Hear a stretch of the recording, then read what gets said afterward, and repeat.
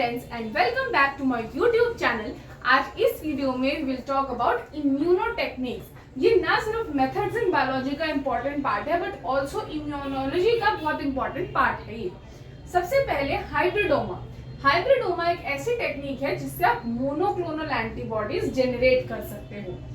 Monoclonal means जो कि एक ही टाइप के सेल से, एक ही टाइप के क्लोन से बनाई जा रही हैं और ये काफी स्पेसिफिक होती हैं, इसलिए बहुत इंपॉर्टेंट रोल प्ले करती हैं। तो ये आप कैसे बनाते हो? सबसे पहले एक माइस में आप एंटीजन इंजेक्ट करते हो, एंटीजन ऑफ इंटरेस्ट। अब अगर आप उसमें एंटीजन डालोगे so obviously in response to that antigen mice जो है एंटीबॉडी जो है वो जेनरेट करेगी। अब हम कुछ टाइम बाद उसकी स्प्लीन आइसोलेट करेंगे। क्यों? क्योंकि स्प्लीन एक सेकेंडरी लिम्फोइड टिश्यू है, तो वहां पर हमें काफी सारे बी सेल्स मिल जाएंगे। इस तरीके से सबसे पहले बी सेल्स आइसोलेट करें।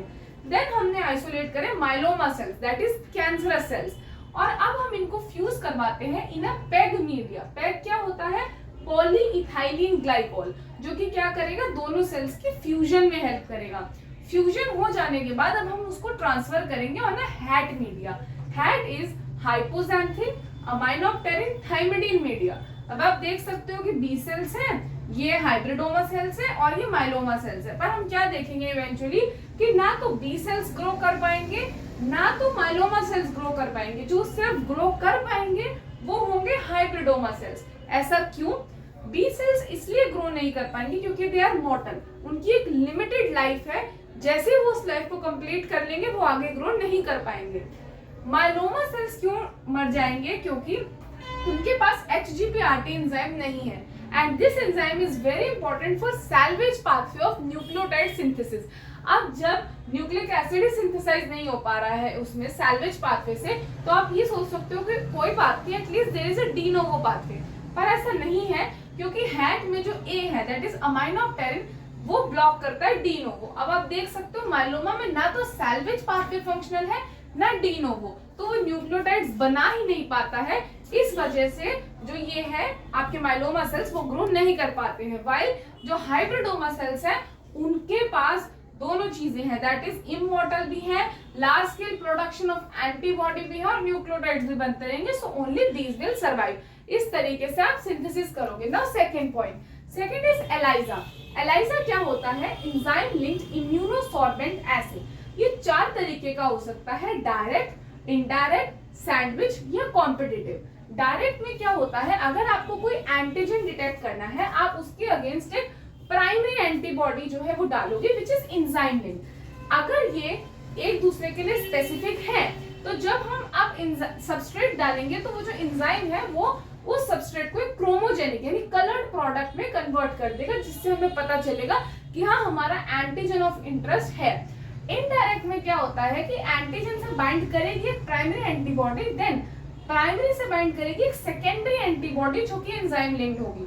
और अगर ये स्पेसिफिक है एक दूसरे के लिए तो the substrate will convert to the chromogenic product. In sandwich ELISA आप देख सकते हो कि एंटीजन जो है वो दो एंटीबॉडीज के बीच में सैंडविच्ड है और कॉम्पिटिटिव में देयर आर टू एंटीजन्स, एक आपका एंटीजन ऑफ इंटरेस्ट और एक रेडियो लेबल, जो कि आपस में कंपीट करते हैं। जितना रेडियो लेबल आता है इसका मतलब उतना ही आपका एंटीजन ऑफ इंटरेस्ट नहीं बाइंड किया है। ऑल्सो यहाँ पर जो एंजाइम यूज होता है वो होता है horse radish peroxidase and alkaline phosphatase जो नॉर्मली यूज किए जाते हैं। The next technique is RIA, that is radio labelled. अब यहाँ पर रेडियो लेबल का क्या मतलब है? जैसे कि आपने एलाइजा में यूज किए थे एंजाइम, जैसे कि horse radish peroxidase, alkaline phosphatase. यहाँ पर आप रेडियो लेबल्ड आइसोटोप्स यूज करोगे जैसे कि आयोडीन 125 या फिर ट्रिटियम।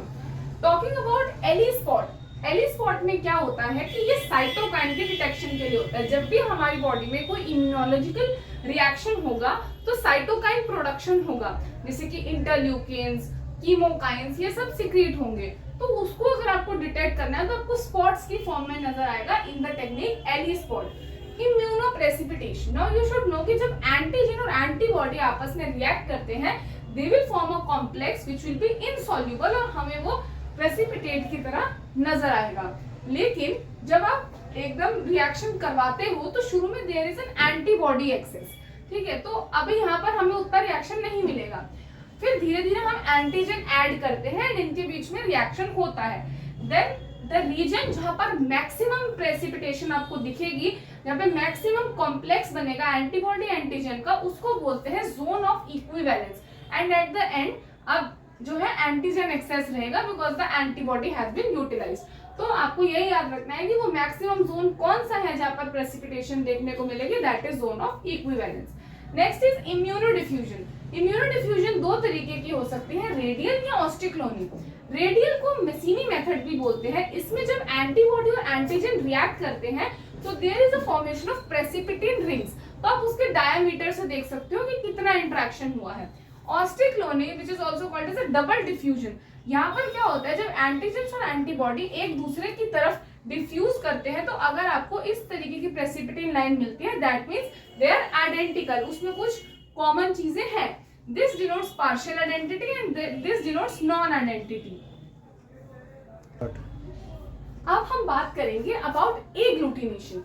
एग्लूटिनेशन में क्या होता है, जैसे कि if you know the blood group concept, कि अगर ए एंटीजन है तो उसमें एंटी बी एंटीबॉडी होगी, बी में एंटी ए बी में कोई एंटीबॉडी नहीं है, और जो ओ ब्लड ग्रुप है उसमें दोनों एंटीबॉडीज है। अब क्या होगा कि अगर मैं ए ब्लड ग्रुप को बी का ब्लड ग्रुप चढ़ाने की कोशिश करूंगी तो वो क्यों नहीं एक्सेप्ट करेगा, क्योंकि बी इसके पास जो है, इसके पास एंटी बी एंटीबॉडी है ऑलरेडी, जिसकी वजह से अगर हम बी एंटीजन डालेंगे तो यहाँ पर क्या हो जाएगा, it will bind with the antibody, जिसकी वजह से एग्लूटिनेशन या क्लम्पिंग हो जाएगी।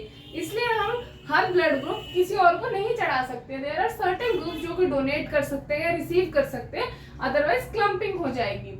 सेकेंड इज आप यहाँ पे वेस्टर्न ब्लॉटिंग। अब वेस्टर्न ब्लॉटिंग में क्या होता है, सबसे पहले आपने कोई प्रोटीन ऑफ इंटरेस्ट अगर आइसोलेट किया है, पहले आप एसडीएस पेज से उसको साइज के बेसिस पे सेपरेट करोगे, देन पीवीडीएफ मेम्ब्रेन पे जो है ट्रांसफर करोगे, आप उसके against primary antibody then secondary antibody जो कि एंजाइम लिंक्ड होगी, उससे हम डिटेक्ट करते हैं अपना प्रोटीन ऑफ इंटरेस्ट। अगर वो होगा तभी जो है वो हमें लास्ट में क्रोमोजेनिक प्रोडक्ट मिलेगा।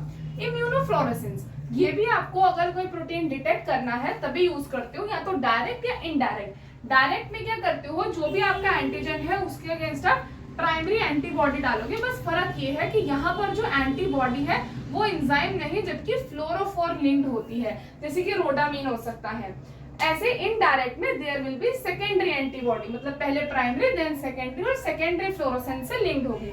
Last is immuno electrophoresis. यहाँ पर जो आपके एंटीजेंस है दे विल बी सेपरेटेड, जैसे नॉर्मल इलेक्ट्रोफोरोसिस में होता है। अगर वो in the shape of rocket होते हैं, इसको रॉकेट इम्यूनो इलेक्ट्रोफोरोसिस कहते हैं।